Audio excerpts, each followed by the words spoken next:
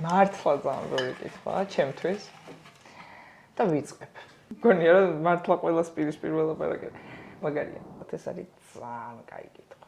მგონია რომ რაღაცა მნიშვნელოვანი ნაბიჯი გადავდგი მენტალურ პრობლემებზე რომ ილაპარაკონ ადამიანებმა უპრობლემოდ რა. ეგ მომენტი მახსენდება ძალიან ხშირად, როცა ცუდად ვარ. რომ ნანკა ესეთი დღეები კიდე გექნება. ძალიან მაგარი ურთიერთობა მოკლედ დავკარგე მაგის გამო რა. მე გავუშვი ხელიდან, რასაც ქვია. მაგას შევცვლიდი. ვიც მეგონა რომ აი პირიქით აი მართლა დამიღეჭავდა საჭმელს და ისე მომაწოდებდა, მიმატოვა. ერთ-ერთი თემა რაზეც არ უნდა მელაპარაკო, ვერ ვარეგულირებ.